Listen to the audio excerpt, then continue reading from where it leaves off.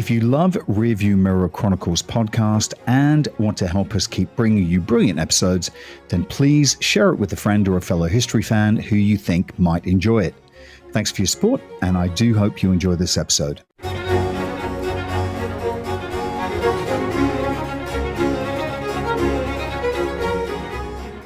Hello, I'm Keith Hockton. There is nothing more exciting than a true story, one that you would never have heard, that changed history. And this is one of those. I'm going to tell you a story that is as dramatic, as unlikely, as exciting as any story ever penned by an author. It's about one of Britain's greatest sailors, about a man who strapped himself to a floating bomb in shoal-infested waters in a rising storm in the dead of a moonless night. Unbelievable. On another occasion, he convinced an enemy force to surrender to a navy that didn't exist. Lord Byron, the great poet, wrote, "There is no man I envy as much." High praise indeed. The legendary Admiral Cuthbert Collingwood, second in command at the Battle of Trafalgar to Nelson, called him brilliant and said that his decision-making in the heat of the battle was unprecedented. Considering that guy served under Nelson, that is quite a statement. The Times newspaper wrote that no soldier or sailor of modern times ever displayed more extraordinary capacity. I think the greatest praise for him actually came from the man whose ambitions he did so much to thwart, Napoleon Bonaparte, who named him the Loup de Mer, the Sea Wolf. His name was Thomas Lord Cochrane, 10th Earl of Dundonald. He was born into impoverished aristocracy, but the sea, as it's done with so many Britons before and after, was his route to fame and fortune. His rampages against the enemies of His Britannic Majesty are unparalleled. But he had a hot temper. His decision-making was as poor ashore as it was infallible at sea. He made enemies way beyond the French and the Spanish, and his poor judgment saw him disgraced and eventually exiled. But that wasn't enough to stop him, and he played a critical role as the new nations of South America threw off their European yoke. He commanded the naval forces of no less than 3 nations and was offered the command of a 4th. This is my first episode of a 3-part series telling you the epic story of Thomas Cochrane, naval officer, politician, criminal, mercenary, and sea wolf. This is actually the story, guys, that inspired the Jack Aubrey and Stephen Maturin novels. And if you haven't read them, you should. It's an absolutely amazing series from Patrick O'Brien, and without exaggeration, I think I've read them 19 times. It's also the inspiration for the Hornblower series by C.S. Forrester. And if you haven't read historian David Cordingley's Cochrane the Dauntless, you should. It's actually beautifully written and meticulously researched. Cochrane was born on December the 14th, 1775, near Hamilton in Scotland. It was a famously cold winter. 2 days later, Jane Austen was born at the other end of the country. And it's strange that both these families, one of Scottish aristocrats, the other of Hampshire gentry, would be transformed by the Navy. And I think it just reflects the fact that that institution shaped every aspect of British life, politics, industry, and even ideas. Thomas was the eldest son of Archibald Cochrane, 9th Earl of Dundonald, a Scottish nobleman, scientist, and mad inventor. One of the most significant inventions was a method of extracting tar from coal, which he actually believed could be a revolutionary process for industries such as shipbuilding and waterproofing. And he was right, and it was an incredibly valuable invention. The Navy actually recognized this very early on, but they waited for his patent to expire before using it on all of their ship to basically seal the planking on the ships. However, his ventures into inventing often led to financial ruin, and he lost much of his family's wealth in failed business schemes. That being said, he was incredibly well supported by his wife. Young Cochrane would inherit his dad's fascination with tinkering, He was an innovator. He was obsessed with the power of steam, and he's one of the first officers to use rockets on board ship. And keep in mind also, this is at the start of the Industrial Revolution, and there was a complete fascination with sciences and engineering. There was a sense of opportunity, a buzz around tech. And I think those of us who have lived through the last 20 years can actually relate to that. Science and engineering were the talk of educated gentlemen. They were of intellectual interest, and for the Cochranes anyway, they were perhaps a way of rebuilding the coffers of elite families in, shall we say, stretched circumstances. His long-suffering but supportive mother was Anna Gilchrist. She came from a very well-respected military family. Her dad, her grandpa on her mother's side were both soldiers, so on both sides, young Cochrane had a lineage, a tradition of making war. And there was certainly no shortage of opportunity to do that in the 18th century. The nascent British Empire, well, it needed its aristocrats to lead and to die for it, and also to succeed. A class of men hungry for honor who lived to emulate their warrior ancestors, to win glory on the battlefields, and to reaffirm their right to rule at home. And like the Cochranes, many of them were desperate for wealth, for cash, to support their grandeur, to support their lifestyle. Cochrane's industrious father, however, was rather unusual and very different from most.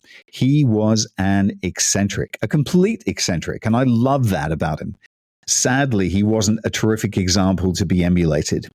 Most aristocrats thought the surest route to fortune lay in hacking your way through, a battalion of French foot guards, or standing unflinching on a quarterdeck as an enemy broadside kind of spat a blizzard of iron at you. Yes, it might have been dangerous, but it was a more honorable way of making money than joining a bank. As a result, the fate of the Cochranes was often to fill shallow graves on the fields of battle in foreign lands. 3 of the family were killed under Lord Marlborough as Europe fought over the Spanish throne. Another forebear died in the siege of Louisbourg on the rain-lashed coast of Nova Scotia as General Wolfe helped capture France's defensive anchor in Canada. Of Cochrane's uncles, one was wounded under Admiral Rodney of Martinique in the Caribbean. Another was killed the following year at Yorktown as General Washington and the French humiliated Britain on the shore of the Chesapeake, a battle that actually turned the world upside down and dealt what many worried was a mortal blow to Britain's imperial ambitions. Thomas actually had 6 brothers, 2 of whom had gone to serve with distinction in the military. William was in the 15th Dragoons. He achieved the rank of major, and Archibald, who became a captain in the Royal Navy. Sadly, his mother died when he was 9. His father was distracted by his experiments, and Thomas spent much of his childhood with his brothers just let loose on the crumbling family estate in Calross in Fife. His father couldn't afford a smart school to send any of them away to. They played in the grounds, looking out at the panoramic views of the Firth of Forth, busy with maritime traffic, but portal to the rest of the world. Edinburgh was just 15 miles downstream, and beyond that, the wild oceans. But by 1793, the family couldn't paper over the cracks any longer. Humiliatingly, they had to sell their beloved estate to cover their debts. And I think that actually drove Cochrane for the rest of his life. He developed a ferocious desire to restore his family to that position of which they'd once occupied. Sure, he was thirsty for honor and reputation, but at the root of it all, there was a rock-hard calculation of financial reward, and that was hidden by the very thinnest of the hills, and sometimes not at all. Cochrane was tall, 6'1". He had a big nose and pale skin. He had auburn hair and azure blue eyes. His father wanted to send him off to the army, but a brief spell in the military academy in Kensington ended with him just despising the discipline. He hated the uniform, he hated the discipline, and he pretty much went AWOL. He basically just left. He walked out one evening and returned to Scotland. And he then spent the next few years teaching himself mathematics and pestering his dad to let him join the Navy. 1793 wasn't just a big year for the Cochrane family. France was locked in a violent revolution. The king's head was in a basket, his wife's would follow. Armies of enthusiastic recruits under the officers of merit, rather than breeding, thrashed the ponderous forces of the old order. France was actually gripped with a desire to spread the word of revolution, and Britain's armies then invaded its Low Countries. France then declared war on Britain, and it was the start of a great war. It was a global upheaval in turn that spawned other wars. And collectively, these wars actually shaped Cochrane's fate and were in turn shaped by him. And there's not many men that you could say that about. Cochrane may have had no money, but what he did have was something almost as precious in the 18th century. He had connections. Families like his and social networks looked after their own. They advanced their careers of their friends, of family members, and they expected reciprocity. Cochrane was a well-connected aristocrat, and he had many allies that he could call upon. First and foremost, his uncle, Alexander Cochrane, was happy to use his time-hallowed right as a commanding officer to take his relatives to sea. But first of all, Cochrane needed permission from that most important member of his family, his dad. In 1793, Cochrane got that permission, and he joined the Royal Navy. He travelled from the mouth of one of Britain's great northern rivers to one of its most southern, the Medway, with a bulky new sea chest in tow. Sheerness, I've been there many times, can be a pretty grim place in summer, never mind winter. Even now, it's windswept, it's on the edge of the marshes, and it's right next to the Isle of Sheppey, and it sits in the mouth of the Thames on the eastern side of England. The River Medway itself had once been the Navy's centre of gravity during the near unending Dutch wars of the 17th century, and I've spoken about those in other podcasts. On one occasion, which we don't like to talk about very much, the Dutch actually sailed down the Medway and sunk, burnt, or carried away a good part of Charles II's Royal Navy. It was one of naval history's boldest strokes, and perhaps Cochrane took note. It was still a busy base, if overtaken perhaps by Plymouth and Portsmouth on the south coast, facing France directly, but it was a good one to start with. And Cochrane, like young Horatio Nelson the generation before, was rowed out to a warship at anchor. He would have passed open boats powered by muscled tars, as sailors were called then, pulling on long oars carrying supplies, or their new commanding officers to their ships. There would have also been boats with scarred, pressed men dragged from the quayside taverns, without so much as a by your leave to crew up King George's rapidly expanding wartime navy. It was the 29th of July. Cochrane was 17 years old. Keep in mind, some lads went to sea when they were 5. He was rated an able seaman, and he clambered out of the little boat and shinnied up the bulwark of a 28-gun frigate, HMS Hind. It was a tiny warship, but I think it would have seemed big enough for the teenager. He found the ship in a complete state of uproar. Teams of men were hauling down yards and topmasts, rolling up sails, and basically anything that moved was going to be taken ashore before a deep overhaul. This also included the 100-odd women that they had on board. Great piles of gunpowder were being winched up by a team of men pushing a huge capstan from the power magazine deep in the bowels of the ship. The vessel was getting a very thorough going over. The young Cochrane had a very real intro into life in the Navy the moment he stepped on board. The first lieutenant of HMS Hind was a man who'd been promoted before the mast. He was a former seaman and he'd worked his way up through the ranks. And he was understandably no fan of young aristocrats parachuted into positions of authority because their uncles commanded the ship. And the first thing he did was empty Cochrane's sea chest onto the deck, scattering his things, and then he had it sawed in half. Effectively, he had insisted that Cochrane had bought far too much on board. And it must have been completely mortifying for Thomas Cochrane. But I think what we then get is a sense of Cochrane, the real man, this 17-year-old, what he was actually made of.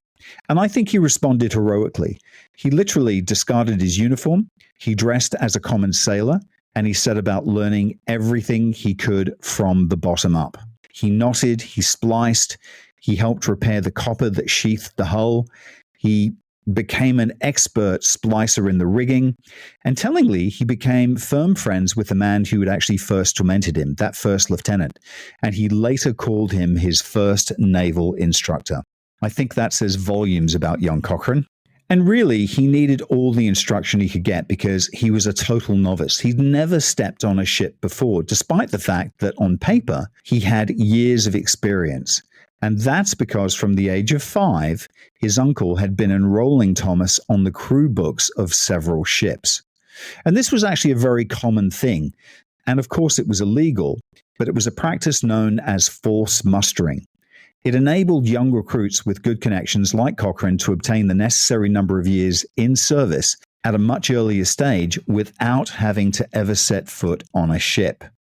He spent a few months learning the ropes, literally, on the hind before the whole crew was transferred to the 38-gun frigate HMS Thetis. After less than 3 months, his uncle had made him a midshipman, and this was really the first rung on his ladder to command. In late November, the Thetis left harbor, and his seagoing career really began. On the Thetis, under the command of his uncle, Cochrane would visit Norway and North America, and by 1795, he'd actually been made an acting lieutenant, but he hadn't taken his exams yet. He was then moved between a few stations in North America between 95 and 98, and in 96, he actually set an exam for lieutenant. Although patronage was incredibly important in the Navy, it was still not everything because the Navy had a streak of meritocracy, which is pretty unusual in that age. It actually required little knowledge or skill to stand bolt upright and not dodge when bullets passed in the line of battle, if you're fighting in the army. And army officers were therefore allowed to purchase, basically to pay money, to advance them to the next rank up. So in the army, you actually progressed very quickly just by being wealthy. You didn't necessarily have to be very clever or very good at it. Although, if you were very bad at it, you didn't last very long. However, between a sail, a square-rigged ship, to steer something like that through a gale, to safely steer something into an unknown shore, you had to know what you were doing. You had to be good at mathematics, and you had to be good at science. And a naval ship was not an asset that can just be entrusted to a novice, no matter how blue the blood is in your veins. Cochrane had to get some of the first professional qualifications in British history if he was to be made a full-time lieutenant. And he passed. He passed with flying colors. His apprenticeship had been thorough and effective, and he'd also seen a bit of the world. He saw enough of slavery in Virginia to develop a fierce apathy to it, calling it a horrid infringement of natural liberty. And in 1798, he was given a job by George Keith Elphinstone, or Vice Admiral Lord Keith, second in command of the Mediterranean Squadron. Keith was also the son of an impoverished Grand Scottish family, and he was successfully leaned upon to look after his own. Cochrane was squeezed on as 8th Lieutenant on Lord Keith's flagship, HMS Balfour, a 90-gun, second-rate ship of the line. For Cochrane, this was a massive deal. He was an ambitious young naval officer, but he'd yet to see any serious action. Keep in mind also, there were about 2,500 to 3,000 other young lieutenants in the Navy scattered in almost 700 ships, and he needed to get ahead. His aristocratic support group had delivered him into probably the most exciting theater of war, right under the eye of an admiral, someone who had the power to advance his career. Moving to the Mediterranean put him right in the heart of conflict for the very first time. It gave him a chance to prove himself. And quite quickly, Cochrane displayed a penchant for insubordination that would become something of a characteristic throughout his career. And I'm laughing because he wasn't someone who followed the rules necessarily. This was a lad who made his own rules. And he made very quick decisions and very good decisions. However, Cochrane's first court-martial took place in 1809, following the Battle of Basque Roads, which I will talk about further in depth in episode 2, where he commanded a daring and successful attack on a French fleet. Despite the success of the operation, and it was hugely successful, the aftermath of the operation became contentious, largely due to Cochrane's criticisms of his superior officer, Admiral Lord Gambier, something that you definitely didn't do. Cochrane was severely reprimanded for his conduct, but he wasn't thrown out of the Navy. As one biographer has put it, Cochrane saw enemies where there were none, and as a result, he actually turned potential friends into enemies. So just going back a little bit, on the 3rd of May 1799, there was an exciting moment as the French fleet slipped past the British blockade of Brest and managed to get into Cadiz to join with their Spanish allies. Cochrane was aboard the British fleet that then stood in their way. And it was actually, strangely, the only time in his career when it looked like he actually might take place, not in a battle, but a massive fleet action between two of the biggest groups in the world. But the French fleet didn't fancy it. They turned and fled rather than try and catch the British between the jaws of the French and the Spanish. In early 1800, the following year, Cochrane was taken ashore by Admiral Keith to meet his hero, the great Nelson, in Palermo. And here's my thoughts after doing a lot of research on this famous meeting between Cochrane and Nelson. Cochrane was 24, Nelson was 41. And if I could read just this, Cochrane actually says very much later in life, "It was never my good fortune to serve under his lordship, but during our stay at Palermo, I had opportunities of personal conversation with him. And from one of his frequent injunctions, he said, 'Never mind the maneuvers. Always go at them, Cochrane.' I subsequently had reason to consider myself indebted for successful attacks under apparently difficult circumstances." And I think that, ladies and gentlemen, actually explains a lot of his success.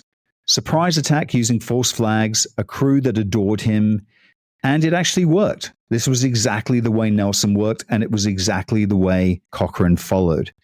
It wasn't luck, really. He had all the things that Nelson had.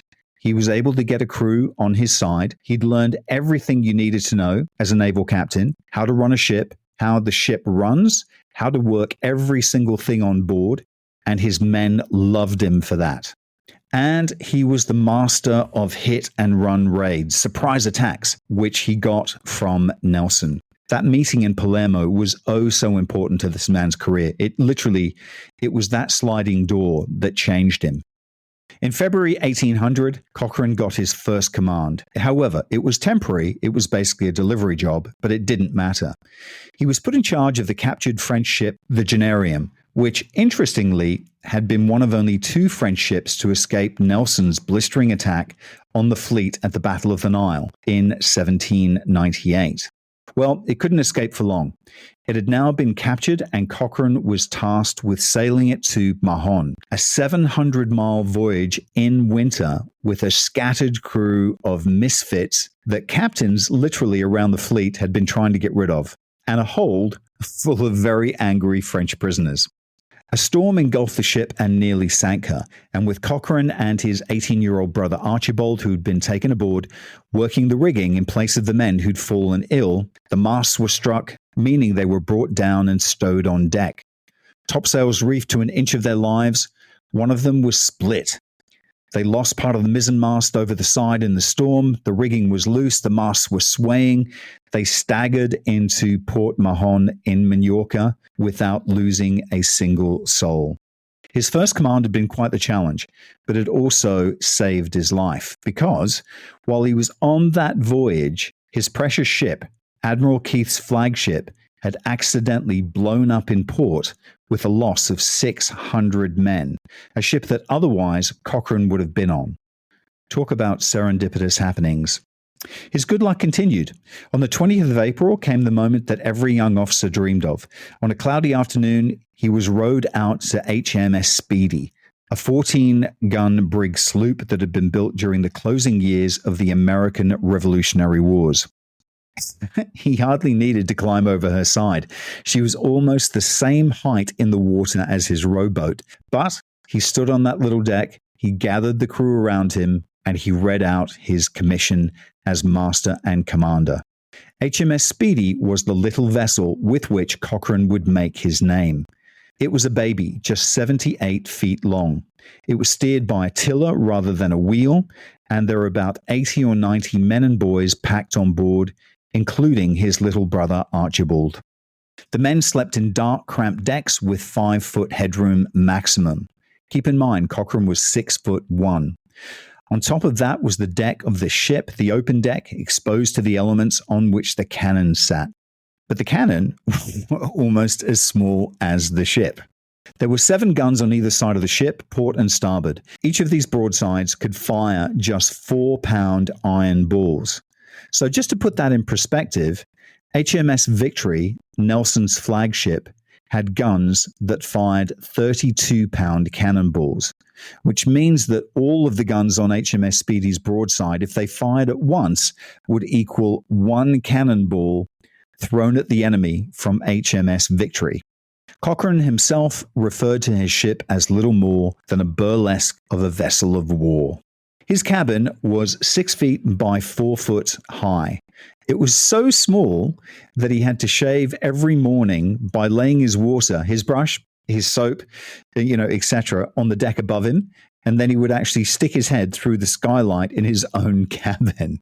It was one of the smallest vessels in the Royal Navy, but he didn't care. So why did this represent such great opportunity for Cochrane? Well, it's because it was so small. It was not kept by any admiral in their fleet. It wasn't kept close at hand, waiting for that massive naval battle. It was not tacking up and down outside an enemy naval base because it was too small. It was too small to actually intimidate the French or the Spanish. That meant that it could roam free. It was there for hunting, for scouting, for opportunism, for sniping, for poaching. And her crews were experienced at all of the above, and they were hungry to do so. It was an absolute dream for a young captain with 7 years of naval experience. Cochrane later wrote, "Despite her unformidable character and the personal discomfort to which all on board were subjected, I was very proud of my little vessel, carrying nothing for her want of accommodation."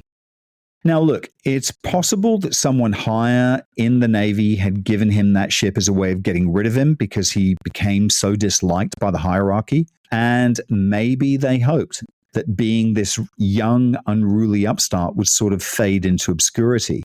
But if that was the plan, it completely backfired. And on May the 11th, the same year, his fun began. The previous day, Cochrane had left port escorting a convoy across the Mediterranean when he spotted a very strange-looking sail on the horizon. In incredibly light winds, he basically ordered his men to rig the sweeps, basically to pull out the oars, which was a great advantage for a small boat. You couldn't row the HMS Victory, Nelson's flagship, like you can row the HMS Speedy. And what then happened was that he caught up with a stranger, and it just happened to be a French predator with 6 guns. And with a few warning shots fired from Cochrane, the French ship surrendered. He'd captured his first enemy vessel. He had his first prize, and of course that meant prize money for him and his crew. A fortnight later, Cochrane was unleashed again. The commander-in-chief of the Mediterranean gave him permission to roam across the Western Med and to sink, burn, destroy, and harass His Majesty's enemies. It was a dream job for Cochrane. He was born to do this. And effectively, he was left to raid the French shipping routes at will. In the summer of 1800, he captured not 1, but 7 French and Spanish vessels, and he began to gain a reputation amongst his enemies. They then started to keep an eye out for this notorious 14-gun sloop. Learning of his reputation, Cochrane took some precautions. He painted his little ship to look like a Danish ship.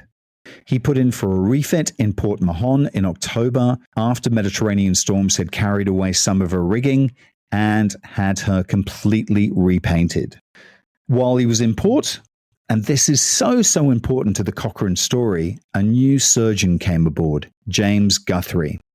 He and Cochrane became firm friends, and Guthrie sailed with Cochrane alongside him on every single command that he ever held in the Royal Navy for the rest of his life.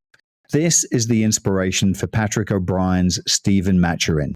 This guy was an intellect, he was a brilliant surgeon, he spoke fluent French and Spanish and Catalan, and unknown to Cochrane, he was Britain's top spy. Later that year in 1800, they were cruising the coast of Spain near Alicante when they spotted what appeared to be a sluggish merchant vessel. Cochrane must have hoped that its holds were bursting with valuable trade goods, but as they got closer, and this happened a lot, the Spanish flipped open a row of gun ports, revealing itself as a naval frigate. It was in disguise. It had been offering itself as bait, waiting for the young British captain with the growing reputation. Cochrane was too close to escape. One broadside from that Spaniard would shred and shrink his little ship. And he thought quickly, and he ordered the Danish colours, the ensign, to be broken out at the flagstaff at the stern. Then a sailor on board who'd spent some time in the Baltic trade shouted a few words in Danish to the Spanish crew, including, crucially, the dreaded word quarantine, which is similar enough, I imagine, in most languages. Cochrane effectively wanted his enemy to think that he was a Danish ship and that he had the plague on board. And the Spanish wanted to avoid the plague more than they wanted to check whether the strange Dane might in fact be Cochrane. They knew very well how this unseen disease could spread through the filth-covered decks of a warship crowded with unwashed men with little regard for hygiene. They'd seen it. They'd all witnessed this. And if they hadn't witnessed it, they'd certainly heard tales of ships' companies being reduced to pitiable rabbles of coughing, sweating invalids, blood on their lips, blood in their feces. They're dead in cheek by jowl with the dying. The Spanish officers roared at Cochrane to steer clear. Cochrane celebrated a few days later by snapping up a few more prizes along the coast, one of which was a ship laden with wine. And his career would continue to be notable for the use of false signals and national flags, which at the time was an acceptable ruse de guerre, although it doesn't seem very sporting today. Over time, he got to know every headland and anchorage in the Western Mediterranean. He learned the power of surprise and of audacity. He predicted trickery and cunning. He was a master at it. And he used that Danish flag another time when he hid in a convoy of Danish merchant ships and then surprised two vessels that came snooping by, one French and one Spanish, and captured them both. All the while, he and his crew are getting richer and richer. It was the action of the 6th of May, 1801, though, that made Cochrane's name and gave birth to what was to become Cochrane the Legend. The Spanish were by now very keen to squash this rascally brig, which cut out ships from beneath the Spanish guns and humiliated their captains and sowed terror into every port from Barcelona to the Straits of Gibraltar. They wanted him very badly. At dawn on the 6th of December, Cochrane spotted a big ship patrolling off Barcelona. He crept closer until he saw it was a frigate with 32 guns, capable of battering HMS Speedy, sinking HMS Speedy, with just a couple of broadsides. Her decks were also crammed with a crew of 319 men, 5 times the 50 or so that Cochrane had at that point aboard the Speedy. So what did Cochrane do? Did he run? Oh no. He completely disobeyed every tactical convention and sailed straight at her, just as Lord Nelson had told him to do. In a cunning move to avoid receiving a devastating broadside from the Spanish ship, El Gamo, he approached her under an American flag. The Spaniard was a little confused and paused, which brought the Speedy time. Then, when he was close enough, Cochrane tacked, shook out the British ensign, and sailed around the stern of the Spanish ship, so that effectively her first broadside went pointlessly out to sea. He then slid up beside the ship, locked their rigging together, and now he knew that he was underneath her cannon. They could fire, but the balls would pass over the head of the Speedy's crew. However, that being said, Speedy's guns were triple-shotted. That means effectively that they carried 3 balls in every single barrel, and they were elevated to their maximum extent. At his command, they shot these cannonballs, blasting up through the deck, planking, and into the Spanish crew, which had massed to repel boarders. This first devastating broadside from the Speedy killed the Spanish captain immediately and then wrought havoc among the crew. The Spanish had been preparing to board, but in the confusion, before some of them could jump onto the Speedy, Cochrane then pushed her away. He continued this dance, trying to stay out of the reach of the Spanish guns. And they were now a confused rabble, and Cochrane then gave his crew an ultimatum. He pulled them together, and he told them, he said, either they board the Spanish ship, or the Spanish would board them. Every man on the Speedy agreed, and they clambered onto El Gamo, all except the ship's surgeon, who remained holding the Speedy's tiller. Cochrane divided his men into two groups. One clambered aboard midships, and the other at the head, and they attacked like madmen. Fighting on the deck was fierce, and Cochrane's men were heavily outnumbered. Now it was time for an older way of war. There was no place for long-range gunfire here. It was now a fight where they could smell the breath of the men in front of them. Cutlasses and boarding axes were the weapons of choice. They could actually see the confusion in the men's eyes as they thrust their cutlasses forwards into their guts. The deck was a heaving mass of fighting men and boys bent on violence. Blades, pikes, horrifying boarding actions, shouts, the sound of steel on steel, the scream of the wounded, slipping in the blood on the deck. Cochrane fought his way to the stern and hauled down the Spanish colors, a customary sign of surrender. And assuming the order had been given by the other officers, the Spanish crew thought the fight was over, and they surrendered. In the end, they lost 14 dead and 41 wounded, to the Speedy's 3 dead and 9 wounded. Cochrane now only had 42 men to sail 2 ships and guard 263 prisoners. They were later herded into the hold of the Spanish ship, and the Spanish guns were maneuvered around and depressed, pointing right down, so they were aiming straight at the prisoners in the hold below. Then the 2 vessels limped back to Minorca. It's still widely regarded as one of the greatest single ship actions in the history of the Royal Navy. And with it, Cochrane had effectively secured his reputation as a fearsome naval commander. But more importantly, he'd earned himself a promotion to the highly sought-after rank of post captain, which effectively meant that if he stayed alive, he would retire an admiral.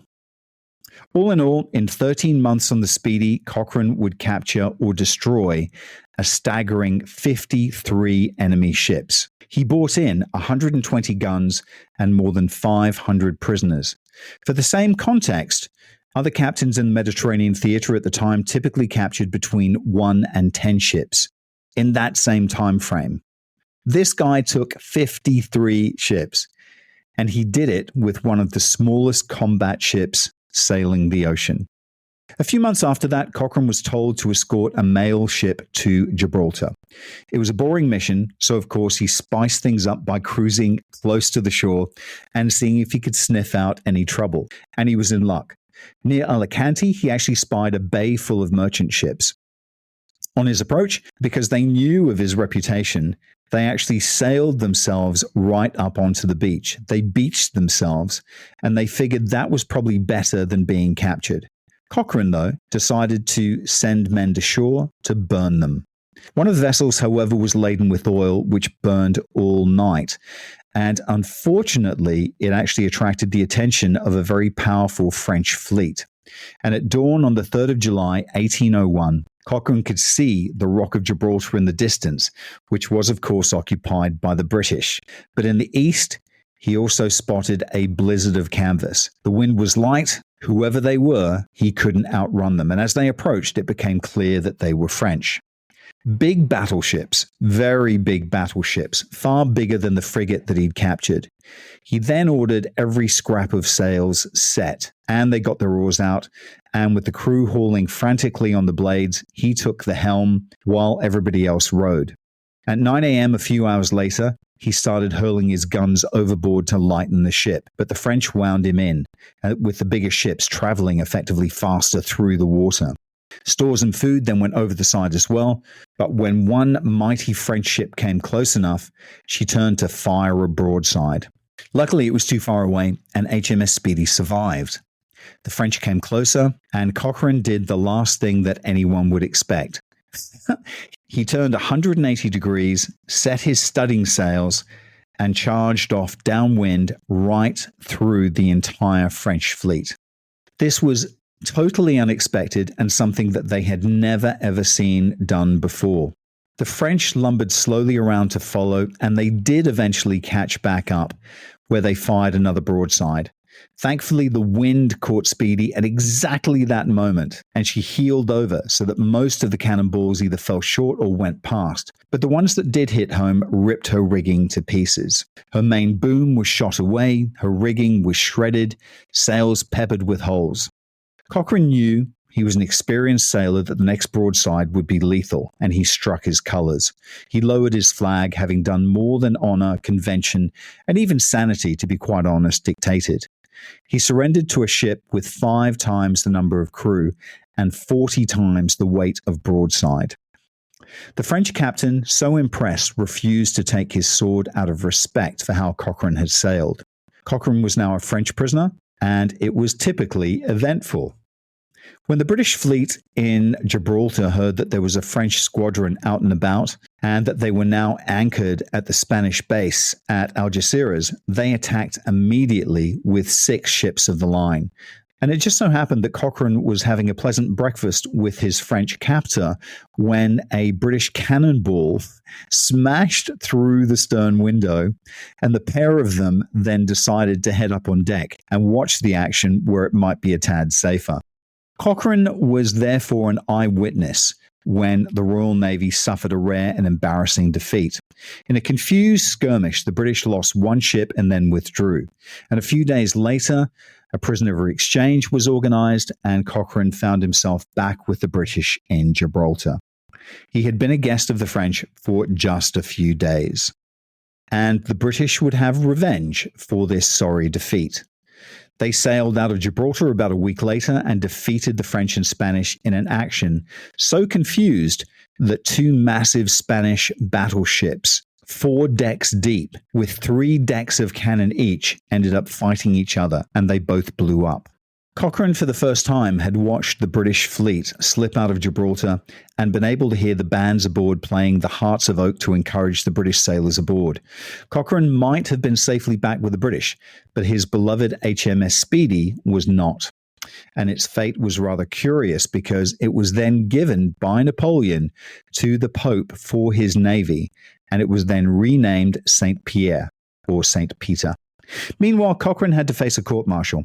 He had lost one of His Majesty's ships, but he was quickly cleared of any wrongdoing and headed back to London. But in the British capital, he discovered that there was a cloud on the horizon more threatening to Cochrane's career than any court-martial or any French fleet giving chase. That cloud was peace, and an end to the war with France, and an end to Cochrane's expectation of further fame and fortune. To be honest, Britain and France were exhausted. The Peace of Amiens was agreed over the winter of 1801 and 1802. Britain wanted to resume her trade with Europe, and the Whigs in Parliament were getting more and more opposed to the idea of war. Napoleon himself actually wanted to focus on domestic reforms and cement his own position as leader for life. He also wanted to focus on his North American empire. But that's another story, and I will cover that podcast at a later date. The Peace of Amiens was then signed by Lord Cornwallis. But he was in 2 minds, as he put it. He was nervous about the ruinous consequences of renewing a bloody and hopeless war. The Peace of Amiens was called the definitive treaty of peace, aren't they all? But that's extremely bad news for thrusting young naval commanders like Cochrane, whose business is war. Unfortunately for Cochrane, his promotion to the coveted rank of post captain, this vital jump in any naval career, which he deserved ever since his capture of that Spanish frigate, it had been delayed by his subsequent capture by the French and the court-martial. And agonizingly and frustratingly, 10 men more junior to him had actually leapfrogged him and been made post-captains ahead of him. This meant that they were now on a fixed list of seniority, and if they lived long enough, they would become admirals. Cochrane immediately suspected a conspiracy against him. Despite the peace, he desperately lobbied for a new command. But the fact was that in peacetime, the Navy only employed half of its captains. The rest languished ashore on half pay. For Cochrane, it seemed too cruel a fate that led Britain and France to make peace, just as he was establishing himself as one of the Royal Navy's brightest prospects. The good news for Cochrane was that peace wouldn't last. For Britain and France, the pull of war was simply too great, and Cochrane would find himself center stage, propelled into the spotlight soon enough. His penchant for bold, unconventional tactics would see him selected for one of the most daring missions yet. In the next episode, Cochrane drives a fire ship, a flaming vessel, into the midst of an anchored French fleet, an inferno carried on the wind, a dangerous and unpredictable move, genius if successful, deadly if done wrong. Don't miss part 2 of Thomas Cochrane, the real master and commander. Thanks for listening in, folks. Bye for now.